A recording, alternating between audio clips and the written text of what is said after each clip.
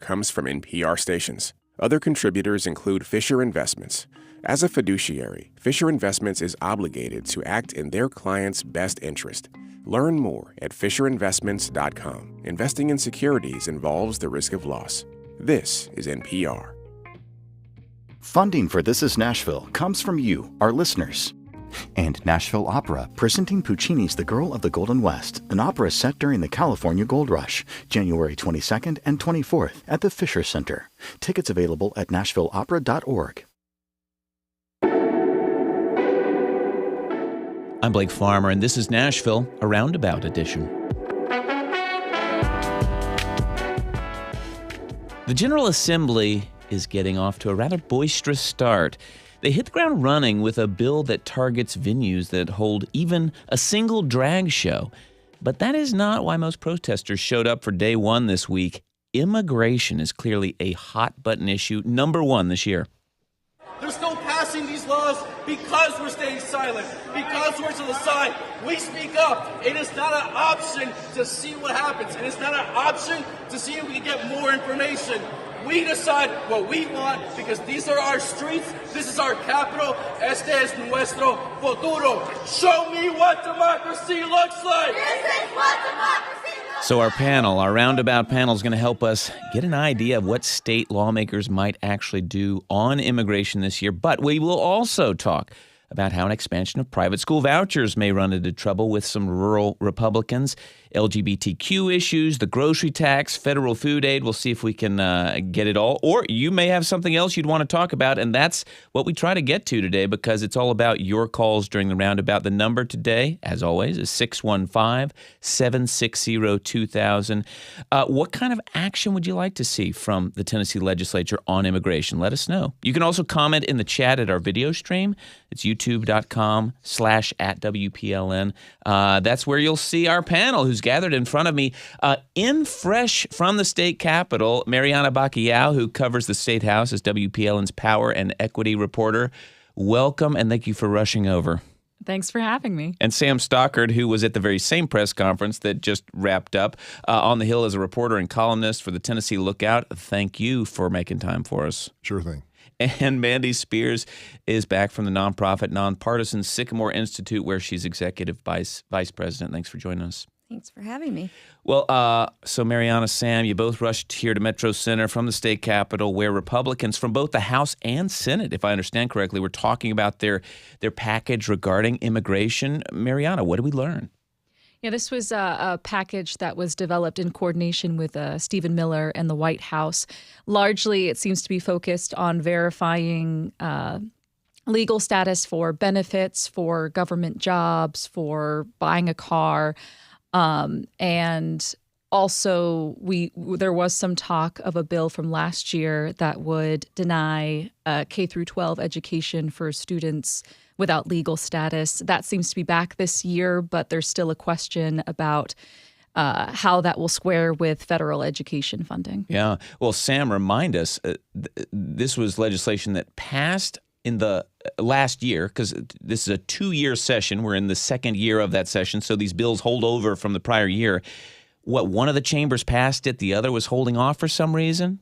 Well, the Senate passed it, and then the House held up because there was a question about whether the state would lose $1.1 billion for breaking federal law, which prohibits discriminating against the students. The idea was to challenge Plyler versus Doe, a 1982 Supreme Court decision, and that's what they would still like to do. But the question is whether they jeopardize the $1.1 billion in federal money. And this is about educating students who are in the country illegally, which currently we do. You're saying they want to challenge that legal precedent. Well, they would either charge them tuition or just deny them enrollment. Yeah. Marianna, so this is, we heard, let's go ahead and pull up this clip, Liv. We heard from Jason Zachary, a Republican in Knoxville, talking about this very issue, kind of coordinating with the White House earlier this week. Our speaker has been at the White House numerous times he has been working with Stephen Miller, and they have asked Tennessee to go first. And we're going to be proposing a slate of legislation to go after illegal immigration. There is going to be a slate of I tell you, I have read all 10 pieces of legislation. The language, we don't have the drafts yet. It is strong legislation. And the president's behind us. The president has promised his support on social media for us. And we are being told Tennessee will go first. So, Marianna, did we get any more understanding of like how closely we're coordinating with the White House on these things? Lawmakers weren't very forthcoming about who approached who, Right. but that, like Zachary said, Tennessee is expected to go first to pilot that sort of legislation that coordinates state and federal immigration enforcement efforts. So we'll see how it pans out. Yeah. Sam, talk to me about details here. I mean, what kinds of questions do you kind of walk out of this presentation today asking yourself? Well, one of the bills, I believe the bill Zachary is going to be sponsoring, would prohibit anyone with a commercial driver's license from another state from coming through Tennessee. So I guess if you get pulled over and you have a CDL and you're an undocumented immigrant, I guess they can arrest you. I think that's the general idea. And they said California is the worst offender. Then the other one that is they want to target any sanctuary type city. I'm not real clear on exactly on the details on that. I think they feel like Nashville is a sanctuary city or has some sanctuary city policies. They want to encourage local law enforcement to enter these 287G agreements to basically enforce federal immigration laws and house people they pick up. And then the other one is if the feds want to deport you for being here without documentation and you refuse to go, then if the state catches you, it's a crime. So they're making undocumented immigration a state crime.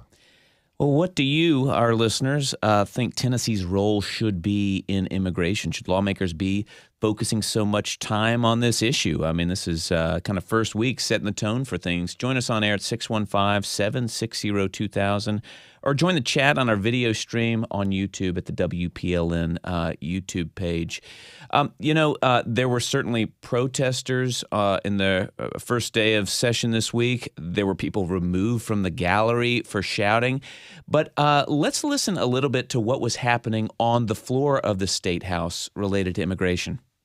I just want to take a moment to recognize Renee Nicole Good, who a few days ago was murdered by ICE agent here in the United States of America in Minneapolis. She was 37 years old.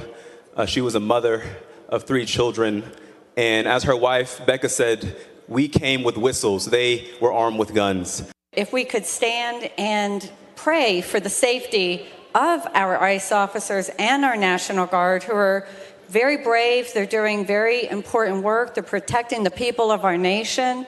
Members, I'd also like to put on the record for our remembrance these following names: Megan Boss, Maria Platez, Diana Platez, age 11, Katie Abraham, age 20, Rachel Bearhouse, Karen Diamond, Nicole Gregory, Laken Riley, Jocelyn Nungary, and Rachel Morin, all who were murdered by illegal criminals in our country that our federal government is trying to fix. What I want to talk about is the importance of each and every person who believes in the vision of a better Tennessee, a better United States of America, to not yield into despair.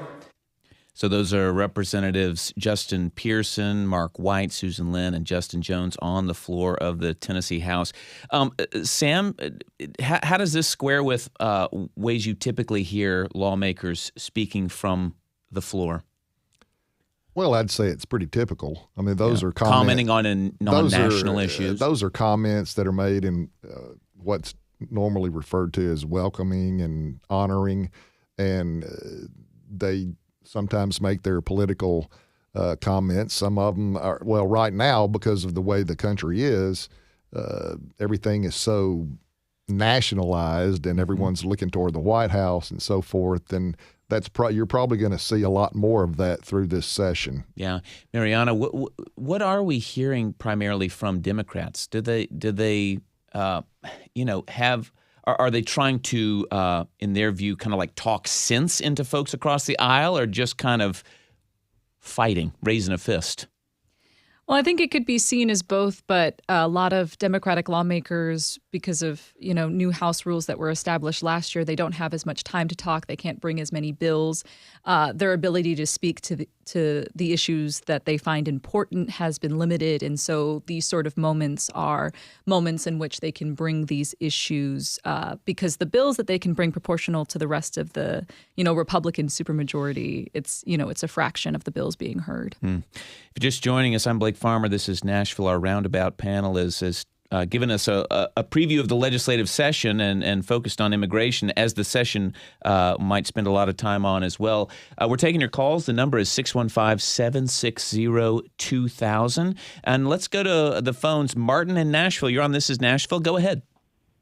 Hi, thanks. Just wanted to point out that the Tea Party emerged in 2009 when deficit spending was about 5% of GDP. And currently, 2026, 2027, GDP or deficit will be about 6% of GDP. So they've not achieved any of their aims. And when you talk about limited government and so forth and local control, and we have this mass deportation operation that is extremely expensive, when it's very unclear with respect to what is illegal immigration and net cost or net benefit. So I just wanted to ask the panel what they thought, like this transforming of the branding of the GOP. It's very perplexing to me. Well, we'll try to address your question, Martin. Mandy, you've been rather quiet because the Sycamore Institute, frankly, hasn't done a whole lot of analysis on immigration because that's so often a federal issue and you all have focused so much on the state. Have we seen kind of a move in, the Republican Party has led the state since, I guess, 2008, 2010, something like that, with that Tea Party era. What have you seen move over the last, that's going on 20 years.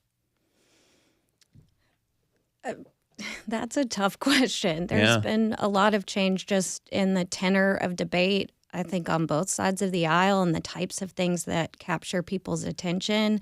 I think the thing that resonates most with me is kind of what Sam was talking about, this nationalization of issues, of kind of pulling issues down from the national level to the state level and equating the policy issues that our state and local lawmakers are dealing with these things that are going on a national stage. And I think what we're seeing right now, in this session with this legislation is our state policymakers kind of looking for a way to make something that's traditionally been a federal policy function more at the state level. Well, there presumably will be a cost to these things that are being proposed. What does that do for the chances of something passing the legislature? Yeah, so when I hear about this slate of bills, the first thing that comes to my mind is what's the fiscal note going to be on that? And explain what that means, yeah. Yeah, the fiscal note is essentially just a cost estimate for a bill. Like, how much is this going to affect state revenues, how much tax we collect, and will it come with a cost or savings or what to state programs? And there's basically an independent committee that determines this, correct? That are like hired researchers. Yeah, they're staff of the Fiscal Review Committee, and those are the folks that are doing these cost estimates. And they draw from a lot of different places, from information from state agencies, from members themselves, from their own research, and that's how they come up with these cost estimates. And bills live and die by these cost estimates, because if a bill is not funded in the state budget, then they either don't pass it at all. It usually gets, quote, placed behind the budget, or if it were to get passed for some reason by accident without money in the budget, it would be voided under our Constitution. So these fiscal notes are super important. The process can be pretty political, trying to influence what the costs are going to be on any kind of legislation. So, that's certainly my first thought is we're looking at a tighter budget than we've had in recent years. And unless the governor has money in the budget for some of these actions, if they do cost money, that's an uphill battle. And is it complicated because you could say, well, we're changing this law, let's say, to say if you've got a commercial driver's license and you're in the country illegally from another state, it's an illegal action in some way. Like, does that really increase the cost for the Tennessee Highway Patrol? How do you come up with that? Yeah, I mean, it's a tough job for them to do that. I mean, and there's everything, even Sam was talking about, the K through 12 bill. And sometimes it'll trigger, some violation of a federal law or regulation, and then we lose federal money we may be getting that has those strings attached to it because we've changed a policy that violates those rules. In a situation like this where you're looking at criminal laws, they're going to be looking at things like law enforcement to the extent that we would be locals in Tennessee or the state prisons would be housing these folks without any kind of federal reimbursement. That could lead to incarceration costs. It could lead to costs in the court system, implications for tax collections, wages in the state, folks that get benefits that are state funded. So there's a whole host of fiscal implications to think about with some of these actions. Well, Martin, thanks for the call. And I guess the explanation might be that on the state level, it may be a different calculation than at the federal level. Certainly. Yeah. The fiscal federalism that we're all used to, I think, is really shifting right now and moving forward. Yeah. Well, thanks for the call. We're going to take our first break, but we'll be back and take more of your calls. The number is 615-760-2000. Happy to entertain folks who'd like to comment on these immigration proposals that we're discussing, but we're also going to move on to private school vouchers and beyond. So thank you very much for listening. This is Nashville. Stay with us.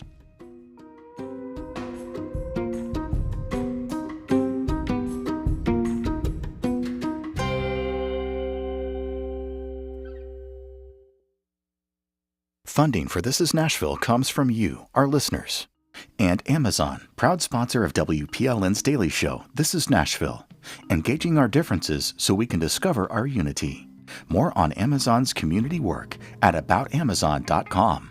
And Wildwood Resort, an all-inclusive destination for executive retreats and team gatherings near Nashville on Cordell Hall Lake, with meeting spaces, waterfront lodging, and modern amenities. More at visitwildwood.com.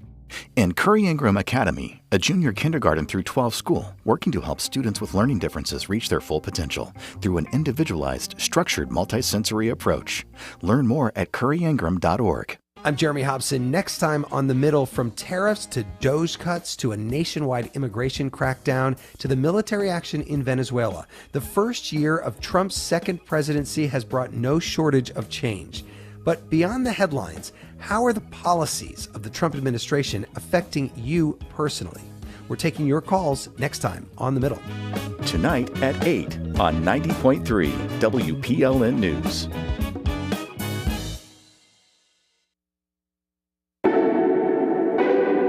I'm Blake Farmer, and this is Nashville, a Roundabout edition. The Roundabout means we've got a panel, and we're taking your calls. We're getting a preview of the legislative session that started this week. Well, continued this week as we talk about the technical details. It's a 2-year session. We're picking up the second year. Our panel's taking your calls. They include WPLN's Marianna Bacallao, Sam Stockard of the Tennessee Lookout, and Mandy Spears from the Sycamore Institute. I saved the hardest questions for her.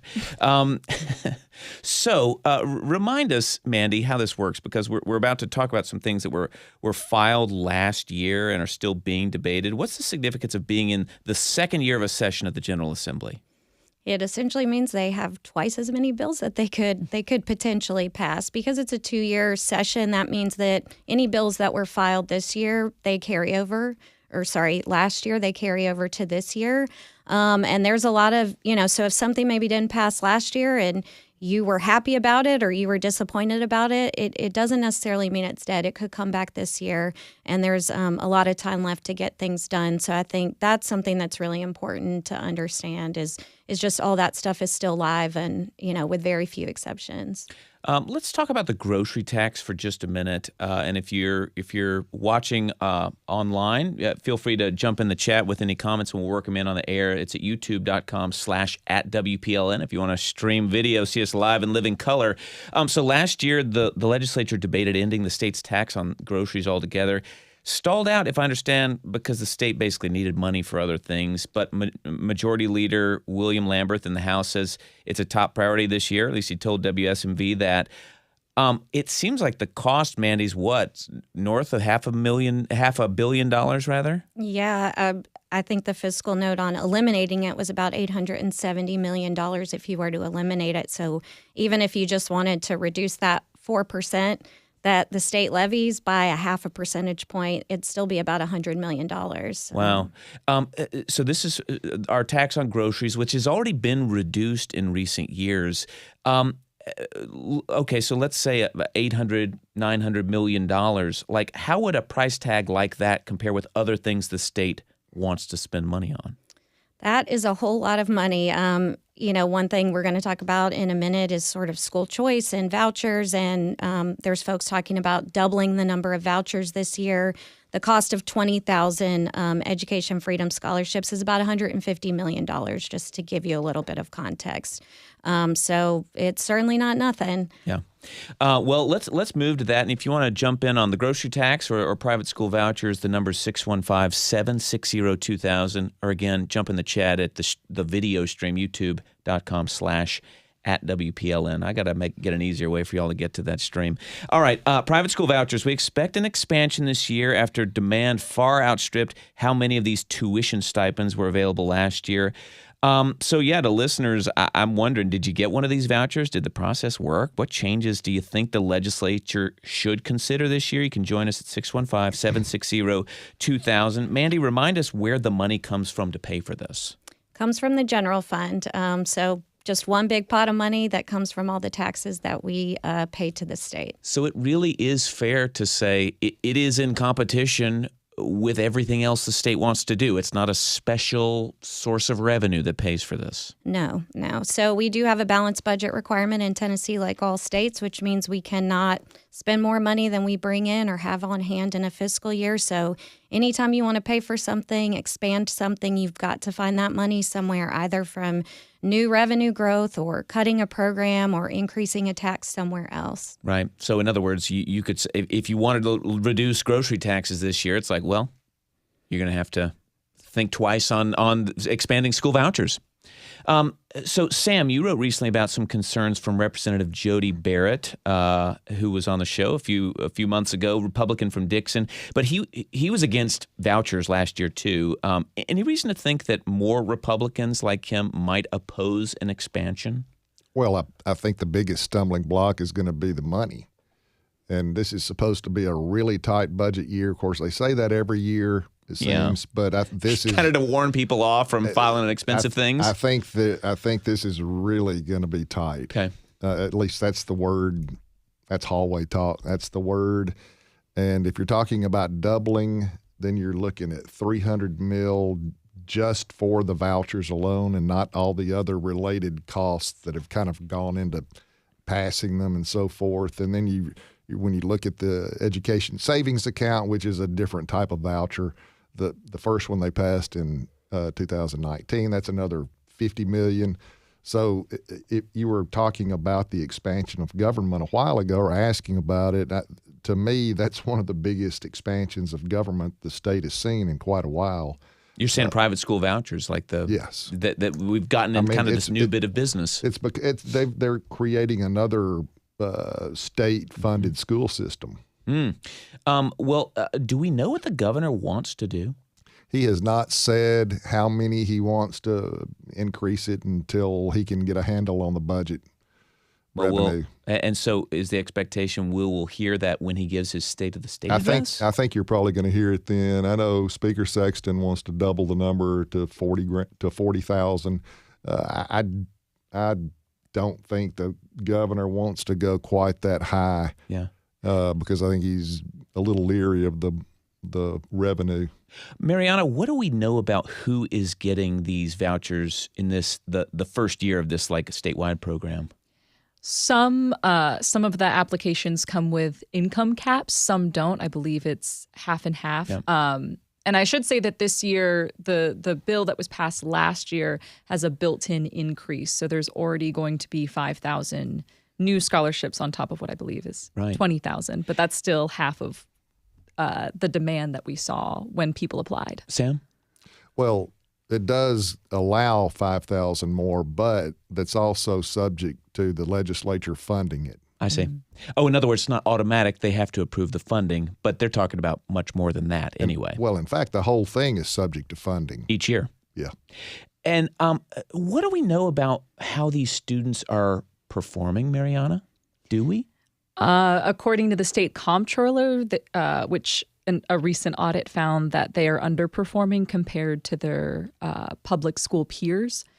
Now, is that because it almost seems like there's not enough time to have gotten data on these students? Is that these students or that sort of smaller program that started several years ago? I believe it's based on the ESA program, which is Nashville, Memphis, and Chattanooga. That kind of the precursor to the statewide program. Exactly. So what did that show us about how they're doing? I think it was consistent with, I believe, an audit from last year, which found that on state testing, students who go to these private schools are underperforming compared to, what students in public school are achieving on these tests. Yeah.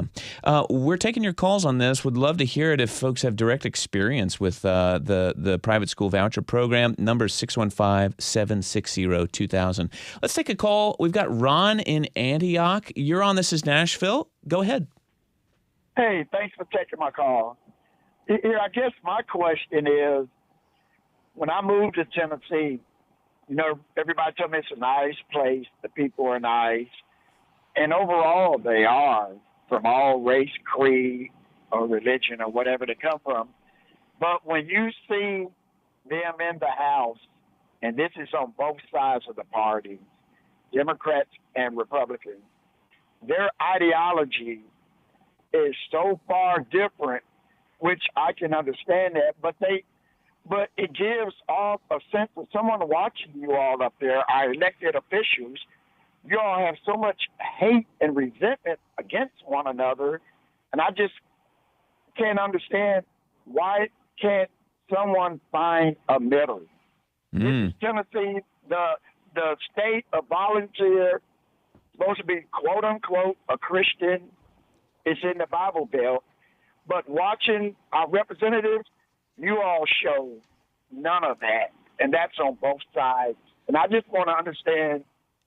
Why is it, and why can't you find a middle on common laws or just opinion? Yeah, well, Ron... and I just hang up and listen. Well, you call back sometime, too, because I appreciate your reflection. Right. Yeah, Marianna, go ahead. I think it comes down to sometimes when lawmakers are speaking on the floor, they're not speaking to the other side, they're speaking to their own base. Wow. And we also see in a supermajority like Tennessee, the Republicans don't need to reach across the aisle with Democrats. They can pass everything just based within their own party. Yeah. Well, I mean, like, Marianna, you and Sam both were just up there. Like, is there anyone working together? Do you see that happening, even if it's not, the headline? Well, I can assure you that the Democrats won't be working to pass this package of immigration-related bills. They always seem to find some innocuous bill that a Democrat might sign on to that they can pass, and then they'll say, well, it was had bipartisan support. But I think bills like this that they introduced today are probably going to increase the friction. Yeah. And you'll see a more polarized legislature. I won't say that ever, but it will increase. Mandy. I mean, I would say that there is a lot of attention on these very polarizing issues, but the legislature is also passing like 400 bills a year, and the vast majority of them are bipartisan in their vote. And that's just getting the business done of the state, things that are not really very political by nature, regulatory functions like, outdoor activities and environmental activities and all kinds of things. So, people work together. There are definitely still things people work together on. It just tends to be things that aren't quite so polarizing. And I would say that maybe give the Senate a watch. It's a little lower temperature too. And you do see people really working across the aisle there a little bit more and kind of a little bit less for the news cameras and a little bit more for the business. What about the grocery tax, cutting the grocery tax? I mean, that's something that Democrats have talked about for years, right? Yeah, that's a great example. I mean, it's a great example of one of these issues where I don't even know if I would call it Democrats and Republicans as much as urban and rural folks kind of overlap, because you do see a lot of the same socioeconomic characteristics among folks that live in really rural areas and folks that live in really urban areas. And the concern here is, this is a tax that is extremely reliable for the state, but it is very regressive, meaning that, a person that makes $20,000 a year is spending the vast majority of their income on groceries and paying that tax versus somebody that's making $150,000 a year. And so it's something that really interests folks, and it's very much tied to these affordability issues. As groceries go up, well, your tax bill on those groceries go up. So that's just sort of like what you would call a kitchen table issue, regardless of kind of what side of the aisle you're on. But it is tough because it is so much money. Well, if you've got a solution to polarization, maybe a Tennessee solution, we'd love to hear it. And Ron would too. The number is 615-760-2000. Let's step briefly to kind of an LGBTQ issue. Obviously, there's so many wrinkles that come up with these sorts of bills. But on the first day of returning to session, the State House passed a bill targeting drag shows, somewhat obscure bill targeting businesses that hold a single drag show in a year. Marianna, why would they do this on the first day? Like, was there a need to get that passed for some reason? Lawmakers afterwards say it's just the nature of the 2-year session that you have bills from last year that get brought back up again. And this is sort of an addition to, the so-called drag ban, expanding the businesses that would fall under that law. But nobody's been prosecuted under that law, and it is something that I almost thought that it must not have passed because I hadn't heard anything else about it. And then it's like, oh no, it is against the law to have. What is the issue? It's, I believe the bill designates it as, it doesn't refer to it as drag, it refers to it as adult cabaret. That's right. And so it adds in there the phrase male or female impersonators, which is supposed to get at drag performers, but it still sort of falls under the state obscenity laws.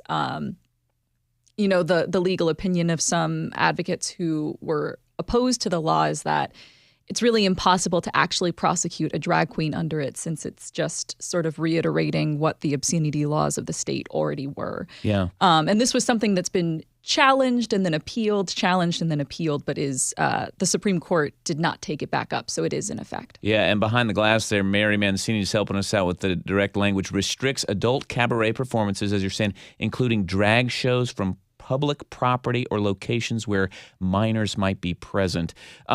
Well, Sam, is this kind of legislation, are people worried about unintended consequences of targeting places that might host something that could be considered, this drag show?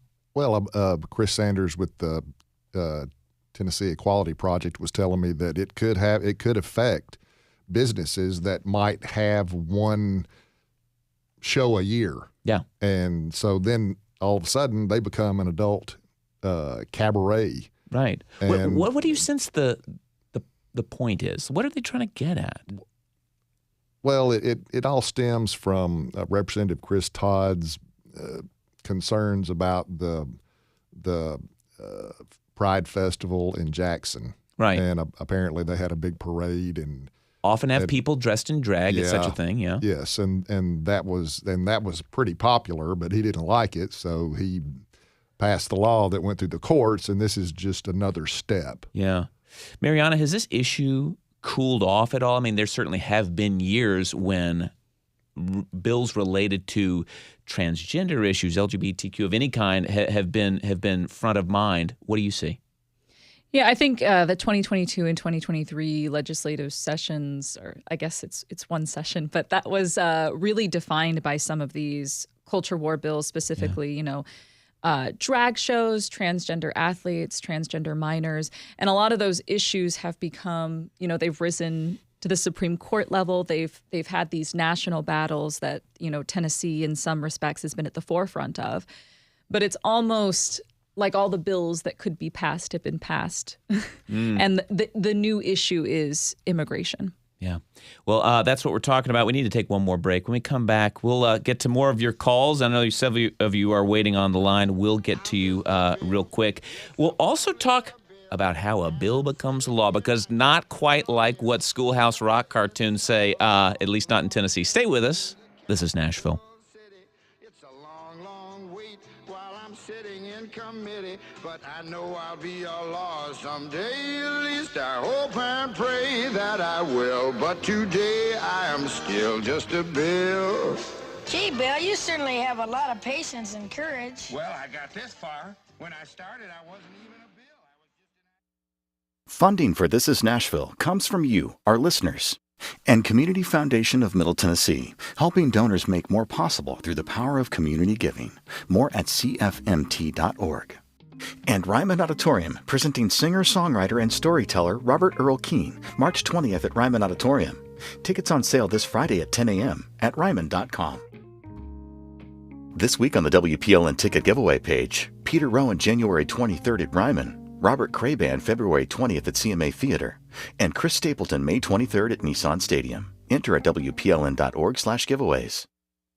Nashville is a city full of random acts of poetry. From sidewalk graffiti saying, "Forget your ego, remember your soul," to flocks of grackles swirling in the wind around TSU at sunset, to the long-haired young man standing on the side of Rosa Parks telling me, "Jesus loved flowers, not money." I'm Holly Kernan, president of Nashville Public Radio, reminding you to look for the poetry in everyday life. I'm Blake Farmer, and this is Nashville, a Roundabout edition.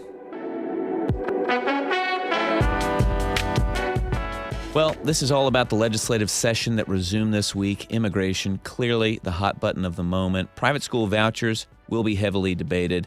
But hundreds of proposals will be filed and could be dealt with from last year. And it's helpful to understand how it works if you're wanting, to get involved just as a good citizen, to know what's going on and know, hey, when is it my time to, maybe make a trip down to the state capitol. All right, so Mandy from the Sycamore Institute, you all put together a fairly helpful and more in-depth than the listicle headline would suggest, 6 things to know about Tennessee's legislative process.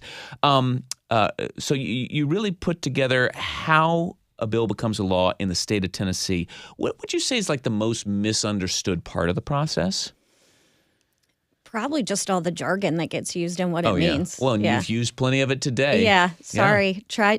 You always try to catch yourself. I've tried to explain it. Yeah. Integrate it in so you get used to the words and you start using them yourself. Yeah, but you talked about fiscal notes. It's like, well, that's critical for everything. Yeah, yeah. And what about, killing a bill? Like, how could someone actually stop something in its tracks for sure? Yeah, so we put out a report, like you said, on our website, sycamoretn.org, that kind of tries to, I call it How a Bill Becomes a Law, like 201, because we get a little bit more in depth so that you can learn how those things work, so that you can participate in the process. You can watch the stuff online and kind of understand what's going on. But yeah, there's a lot of ways that bills can be killed through procedural things. So we walk through some of the ways that the rules differ in the House and Senate. It can die because of committee requirements. So in the House, for example, things may have to go through additional committees like the Government Operations Committee if it requires an agency to change a rule, for example. So there's all these little procedural ways that things can either live or die, and we're trying to make that a little bit more transparent for folks by explaining it, giving you the terminology and things like that. But then there's also a whole lot of ways that things that you thought were dead could come back. Right. And that's really what we try to walk through is all these procedural things that can happen where you can bring something back or but I think one of the most clever ways that things can die is a couple of them. One would be like sending it to quote unquote general sub, which there's no general subcommittee. So that's so it's it's like saying a fake committee. Like we're gonna sell you a but it could come back from general sub. Okay, so it's not the end. All right. Sometimes things get sent to summer study. Summer study has a broad meaning. It could mean that they really do want to study it, bring together some kind of work group or something like that and really refine the bill. Or it could mean that we're going to study it, wink, wink, and then nothing ever happens, right? So it never comes back from summer study. So that's a couple of the more clever ways to quote, kill a bill. All right, well, we're going to get back to it, but I don't want Chris to have to wait a moment longer. If you want to join us on air with a comment, the number is 615-760-2000, or you can chat in the YouTube stream. We've got video going, and it's pretty easy to just jump in there, even anonymously if you want. All right, Chris in Murfreesboro, you're on This Is Nashville. Thanks for waiting. Go ahead. Sure. I was one of the pastors who was there on Tuesday for a moral action as the legislature was opening for this year. We were there advocating for SNAP benefits and noting that, a majority of the SNAP benefits that we received from the federal government are sent back by our governor when there are still people who need them. We were there advocating for public school funding, noting that all of the money that goes to the vouchers takes money from the public schools. We read from Scripture, we prayed, we sang. We were there to advocate for our immigrants, noting that they are positive for our state and for our nation. And all our faith traditions agree that you're supposed to care for people in need. It was disheartening as we were there, greeting the lawmakers as they're coming out of the elevator going into their chambers, the disdain that we saw from people. I mean, we're standing there in our clergy garb and trying to stand up as a moral witness. And just honestly, the looks of just disdain and hatred from some of the lawmakers, it was really frustrating. Now, there were several lawmakers, of course, that were happy to see us there because we're advocating for things that are important to them, right? Well, Chris, can I ask you, like, when you're up there, do you sense that it's like, well, they've had enough people yelling in their face, they're not sure who to take seriously? I do think that, but I wonder why it is that, particularly the Republican lawmakers, when they come out of the elevator, assume that faith leaders are going to be against them, especially when they purport to be the Christian party. So that surprised me that they just assumed that we were negative for their agenda. Well, Chris, you have an interesting point. Marianna, any response to that? Yeah, I would say I think that since, the Covenant school shooting and the subsequent protests that we saw there, the legislature has adopted these sort of measures against protesting, particularly in the House with the gallery. We saw 4 individuals who were escorted out by state troopers during the first House floor vote of the year. And under House rules, I checked with Speaker Cameron Sexton's office, but that was their first strike. If they get another, they're banned for all of session. So if they do that at the beginning of a 2-year session, they can no longer come back to the Capitol for 2 years. I would also say I think it's interesting. I've heard lawmakers talk about, I think when they immediately see people who are gathered at the Capitol, they assume protester, and they also assume Nashville or regional, and some of these lawmakers from other areas, have said, like, those aren't my constituents. They assume they're probably from nearby and more likely, on the left somehow. Sam, have you I don't know, are protesters assumed to be against the Republican agenda? Yes. Yeah. I mean, you got a great point, Chris. Thanks for the call. Let's take another. Laura in Nashville, thanks for calling. You're on This Is Nashville. Go ahead. Hi. I have a trans kid who thankfully just turned 18, so we have a little more freedom in other states where we have to travel to for various aspects of his healthcare. But, of course, being in Tennessee, and he's concerned not just about the laws here, but just nationwide. President Trump, I believe his first order of business, his first executive order was banning health care for trans kids. So I'm just wondering, what can we do on a state level to fight back? How can we kind of reverse some of the damage that's been done? And also, what do I tell my kid who can't wait to leave the South? What do I tell him when he feels really down about the state of the world and the state of our state in particular, and how harmful these laws have been for him and his friends? Laura, thank you so much for this question. We've probably dealt with versions of this many a time. And Marianna, I know, this is kind of right in your wheelhouse. What do you hear from folks who are, because I know you've heard people say, no, I would never leave because this is my state and I want to see something different.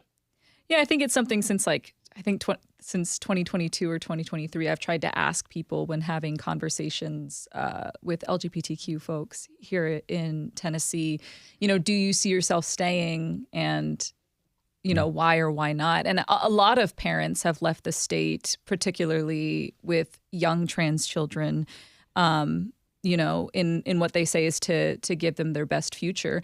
And there are also others who think that, leaving is acquiescing to this movement and they want to stay and fight. And so I think ultimately it's a really personal decision. I don't know if that's really something that can be entirely decided at the state politics level. We've seen that our lawmakers are leaders in some of these bills that restrict what transgender minors or sometimes what transgender adults can do. Mm-hmm. Well, to Laura's point about what could be done on some of these laws that were passed in recent years to, maybe change them, walk them back a tad.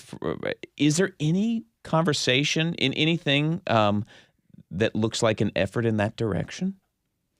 I think from the Republican supermajority, no, and if anything, looking to expand those laws. Yeah. Well, Laura, I hope that's helpful. If you want to chime in this hour, your time is drawing short. The number is 615-760-2000. You're listening to This Is Nashville, a Roundabout edition. We're given a legislative preview, and maybe let's jump to kind of a grab bag of issues here.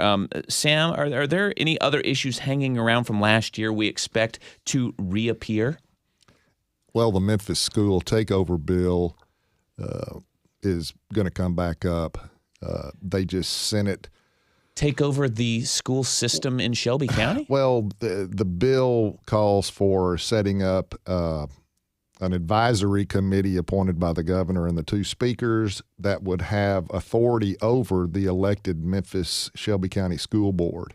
So that board would no longer have any real authority. After shutting down the Achievement School District that was working in Shelby County? I mean, what's the argument in favor of that?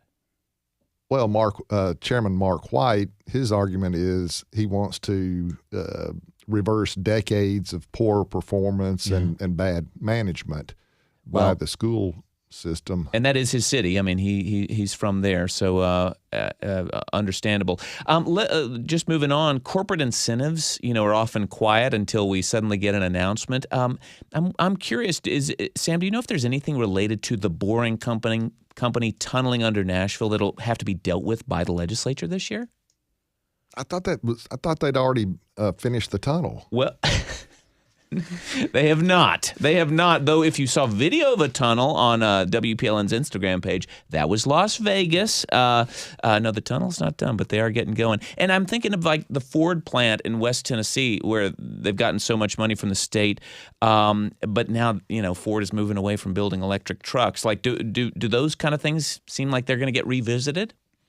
I don't know if the Blue Oval City is going to have anything going with the legislature. I know the last thing I'd talked to Bill Lee about, Governor Lee, he said he would be checking to make sure that Ford came as close as possible to meeting all the requirements to get that $900+ million. In other words, they have met they're trying to meet what the state set out so they can get that money. Yeah, they have to meet the employment and the investment requirements that they said they would. Let's take one last call for the hour. Tessa in Nashville, you're on This Is Nashville. Go ahead. Hi, thank you. I was going to ask about, I guess, like your take on, it seems like that just in general, it's not like a specific issue, but like the general environment of the legislature is very like, this is what has been decided and there's no debate. So even if, let's say there is like a rural Republican candidate that wants to bring up an issue that they want to try to propose, there's not really much of a discussion. It's just very one-sided. It's like, here's what we're doing, and they just kind of plug their ears and don't want to hear anything. And I wanted to see, like, if you had any thoughts on just, like, is there any way to, like, help facilitate some kind of debate? Because it seems, like, very linear-minded right now in the current situation. Tessa, appreciate the phone call. Marianna, do you see any room even for debate within, let's say, the Republican supermajority where people, maybe there's debate going on over there? I don't know. I'm thinking of school vouchers. They're not all in lockstep on that, though, mostly. Yeah, I think that you find that there are bills that, just generate more debate than others. I would say there is a lot more debate sometimes that happens in committees before it's brought to a House floor or a Senate floor vote, just because of the sheer number of bills that are being heard at any given time. And sometimes in those committee processes, they have opportunities for members of the public to speak. Yeah. Well, Tessa, hope you find a way to get in on this. Let's wrap up with this. I'm thinking we're in this period where lots of things get filed, and many of those things that get filed will be covered by the media, us and others. But how can listeners know if it's actually something that has a chance of passing, Mandy? That's a great question. I think sometimes folks that introduce the bills themselves would love to know the answer to that question. I don't know. Sam, would you like to respond to that? Well, a lot of times it depends on who sponsors the bill. Yeah. If it's coming from somebody in House leadership, Republican leadership, it's probably going to pass. Yeah. If it's coming from the Democratic side of the aisle, slim hopes. Well, thank you so much to this panel for helping us get an idea of what's to come over the next few months. Mandy Spears of the Sycamore Institute, Sam Stockard of the Tennessee Lookout, and WPLN's own Marianna Bacallao. Good luck to all of you, and thank you for what you do. Well, This Is Nashville is a production of Nashville Public Radio. If you missed yesterday's episode, it was pure joy. We talked pro sports in Music City. Fun even for those who don't enjoy pro sports. An update on Major League Baseball prospects and plans to give a nod to the Negro Leagues in Nashville. Also met the playmakers who are supporting women on the field and in the front office in pro sports. You can listen in the podcast feed at thisisnashville.org or watch on the WPLN YouTube channel. Today's episode produced by Mary Mancini, directed by Tasha A.F. Limley, Allison Mao on the phones with Josh Deepen. Our board operator is Liv Lombardi. The masterminds behind that theme music, LaRange and Namir Blade. This is Nashville. I'm Blake Farmer. Go in peace. Hey, I'm Michael Barbaro, host of The Daily. Every day, around the world, New York Times journalists are digging into the stories of the day. On The Daily,